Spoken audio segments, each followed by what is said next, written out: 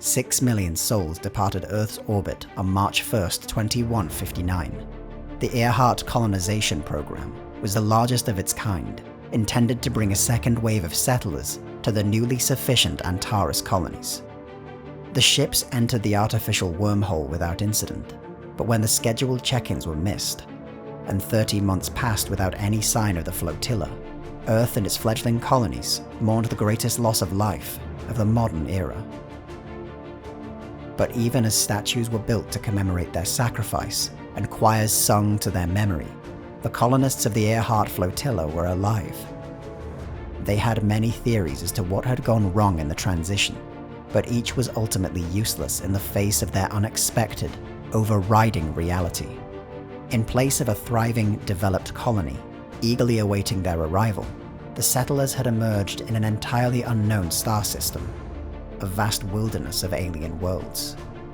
Yet some, while wholly unsurveyed, seemed promising, capable of supporting human life, at least in theory. In the honor and memory of their original destination, it was named Antares, and soon after, home. Without the means to sustain their population in a single settlement, and fearful of alien diseases, natural disasters, or other calamities, the flotilla spread itself across 19 sites within the star system, in the hopes that some, if not all, might survive. They remained in contact at first, until one by one their meager power reserves were better spent fueling agriculture or nascent industry. For decades, each colony struggled in isolation, hoping that one day they or their descendants might be reunited with one another. From meager settlements grew nations, and in time, a few even managed to launch satellites back into orbit. The reunification was bittersweet. Not every colony had prospered. Of the 19 original settlements, 11 remained. Some had fallen to local disease or predators. Others simply starved to death. The fate of one remains classified. Despite their miraculous accomplishments, the nations of the Antares system developed very differently during their isolation, and cooperation did not come easily. Yet through great effort, a confederation has been formed. With their combined resources, the Antares system can be fully developed, and the means to break beyond the confines of their refuge might be found.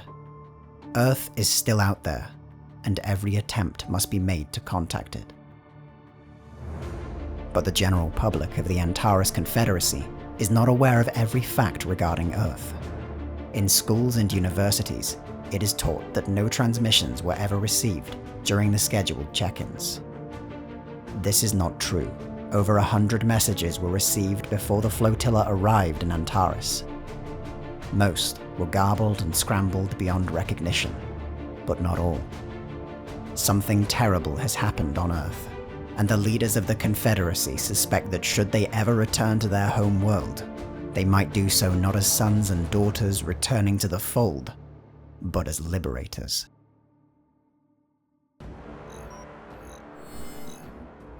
The Antares Confederacy is the second of 5 possible nations that could become the focus of Stellaris Invicta Season 2.